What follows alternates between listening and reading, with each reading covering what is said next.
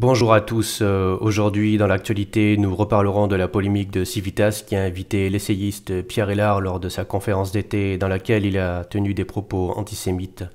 Nous vous proposons donc d'aller à la rencontre d'un catholique intégriste qui partage les idées nauséabondes de Civitas et de ses conférenciers. Reportage de Valérie Cohen et Isaac Lévy. Nous nous rendons chez un catholique intégriste. Curieusement, l'individu vit dans une maison reculée à la campagne, comme s'il essayait de fuir un éventuel effondrement de la société. L'homme facho-intégriste semble s'être retranché au fond d'une impasse. Nous sommes angoissés. Il s'agit peut-être d'un piège. Nous décidons quand même d'aller jusqu'au bout.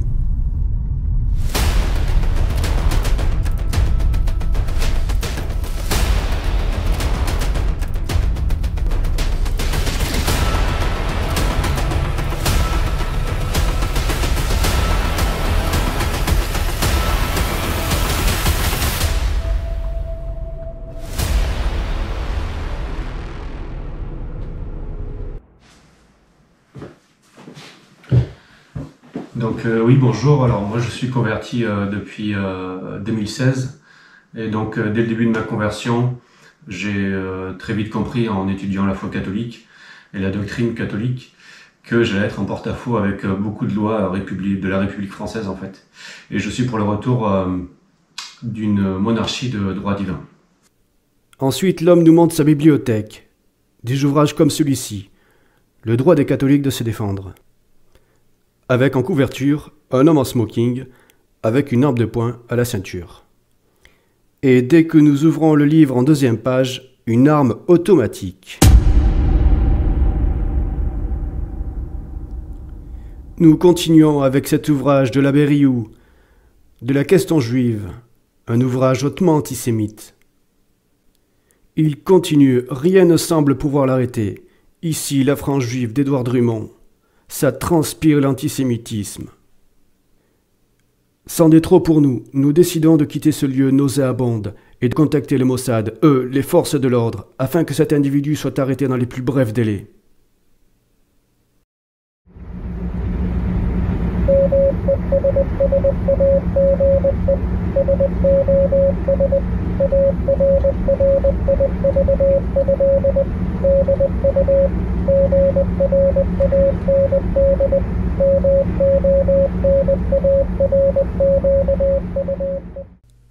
Bonjour à tous, aujourd'hui je voulais faire une vidéo sur la nécessité des catholiques de prendre le maquis, quand ils le peuvent bien sûr. Car aujourd'hui, toute personne qui veut fonder une association ou parti politique se trouvera toujours sous la loupe de l'ennemi. Et l'ennemi se servira de ces associations pour faire du fichage en fait. Par exemple, Civitas, il y a 2 mois, voulait entreprendre une reconquête catholique en se servant de YouTube comme haut-parleur, en proposant à certains de leurs adhérents de se présenter aux élections municipales. Sauf qu'il y a 15 jours, l'association Civitas donc s'est retrouvée sous les feux des projecteurs des médias mainstream suite à des propos soi-disant antisémites qu'avait tenu Pierre Hélard dans une conférence pendant l'université d'été de Civitas donc. Et aujourd'hui, ils se retrouvent sur la sellette et je vois mal comment ils vont pouvoir organiser les préparations à ces fameuses élections municipales, sans compter que ça n'avait pas eu un grand retentissement puisque la vidéo a fait seulement 2000 vues. Donc il faut bien comprendre que les renseignements généraux, ils l'ont vu cette vidéo, et ils ont dû rigoler en fait, car ils savaient très bien comment faire pour stopper cette entreprise. Je peux prendre également comme autre exemple l'association l'Alvarium, qui s'est fait dissoudre également il y a plus d'1 an déjà, car ils avaient fait une vidéo en charge contre Marc Goua, le maire socialiste de Trélazé, qui est une ordure au passage, car il avait forcé une femme d'origine africaine à lui envoyer des photos d'elle dénudée, et en retour il lui envoyait des vidéos de lui dénudé également. Et ils avaient posté ça en ligne. Enfin, l'Avarium avait publié ces extraits vidéo de Marc Goua complètement nu, quoi. Ce qui a entraîné, entre autres, la dissolution de l'Alvarium. Donc, faut bien comprendre que nos ennemis ont des moyens d'écoute et de communication énormes, ce qui leur permettent de nous écraser avec une grande facilité. Et ils ont la magistrature avec eux en plus, ce qui leur permet de punir de manière disproportionnée les adhérents de ces différentes associations. Puis vous avez un type qui est toujours là présent, dans nos troupes, qui est toujours là en première ligne. Il a juste eu droit une seule fois à un contrôle d'identité. Et ce type-là est toujours un Monsieur Escada de Chivitas. Nous avons, nous, déjà découvert un certain nombre de choses sur ce qu'il a fait en Belgique. Mais ce type-là, c'est un provocateur. Ce type-là, il n'a jamais rien obtenu. Il n'obtiendra jamais rien. C'est pas ici que ça se passe. C'est pas dans la rue. C'est pas dans les manifestations, etc. Tout ça, mais quand on connaît la puissance de la police, quand on est... mais ce type-là, il devrait être en tôle s'il était vraiment de notre camp depuis longtemps. C'est lui le premier qui devrait être en tôle. Juste un contrôle. Alors faites attention aux provocations. Ouvrez les yeux. Nous ne sommes pas des imbéciles. Nous savons comment les choses fonctionnent. Tout est tenu par l'ennemi. Soyons du camp de Dieu. Il n'y a qu'un seul camp. Il veut régner sur la France et par la France sur le monde. Ce n'est pas moi qui le dis, c'est Monseigneur de Lassus, c'est le cardinal Pie, c'est Saint Pie X. Et puis ils ont avec eux les flics, les gendarmes, l'armée et les médias comme outil de propagande. Il faut également prendre en considération que l'étau se resserre car nous assistons à une censure progressive des réseaux sociaux, notamment depuis le 25 août avec le Digital Service Act, une loi obligeant les gérants d'Internet à réguler leur contenu. Et on peut constater aussi que le système organise un effondrement contrôlé, en organisant une forme de sevrage via une inflation économique et la mort programmée de la voiture, tout en brandissant l'épouvantail du réchauffement climatique qui est très efficace pour terroriser les masses. Donc hashtag Agenda 2030, Forum de Davos. Tout ceci démontre qu'on ne peut pas lutter de front face à cet adversaire qui semble tout puissant. D'où la nécessité, je pense, de prendre une forme de maquis, de se constituer en petites communautés ou groupes, notamment au sein des petites chapelles catholiques traditionnelles, agir dans l'ombre, en essayant d'échapper aux radars ennemis. Souvenez-vous ce que disait notre Seigneur. Soyez rusés comme des serpents et purs comme des colombes. Matthieu 10, 22. Donc ça passe aussi par des travaux manuels, en achetant de vieilles maisons pour les rénover et en cultivant des potagers.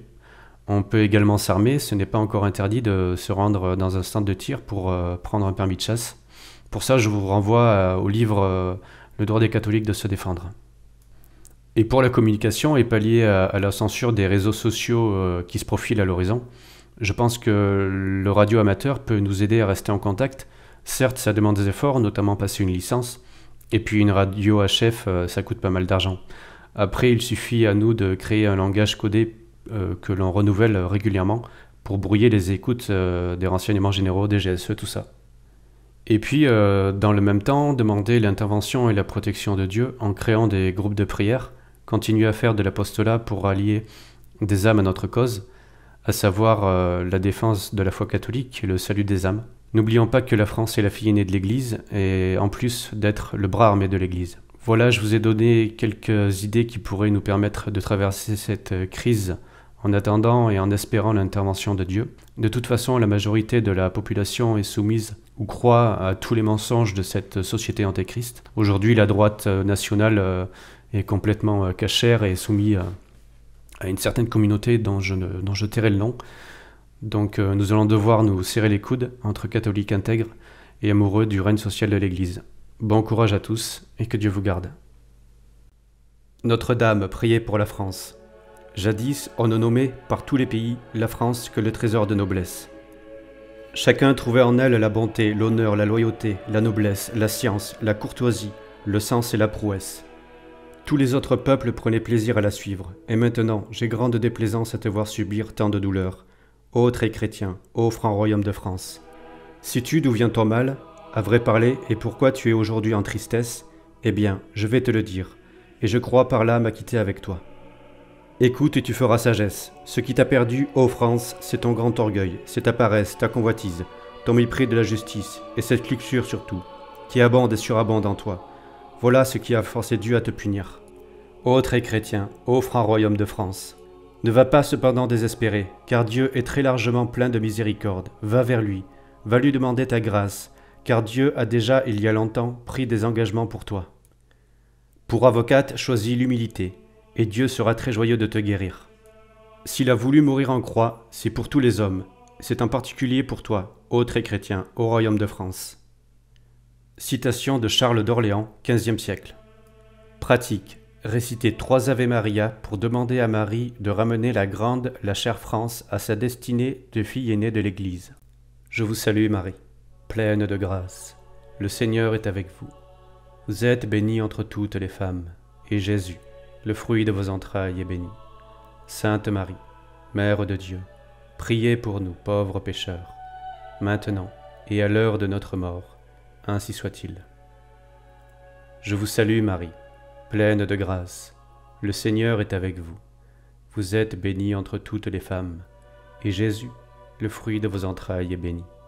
Sainte Marie, Mère de Dieu, priez pour nous pauvres pécheurs, maintenant et à l'heure de notre mort, ainsi soit-il. Je vous salue Marie, pleine de grâce. Le Seigneur est avec vous. Vous êtes bénie entre toutes les femmes, et Jésus, le fruit de vos entrailles, est béni. Sainte Marie, Mère de Dieu, priez pour nous pauvres pécheurs, maintenant et à l'heure de notre mort, ainsi soit-il. Gloire soit au Père, au Fils et au Saint-Esprit, comme il était au commencement, maintenant et pour toujours, et dans tous les siècles des siècles, ainsi soit-il. Cor Jesus, Sacratissimur, Miserere nobis. Cœur sacré de Jésus, j'ai confiance et j'espère en vous.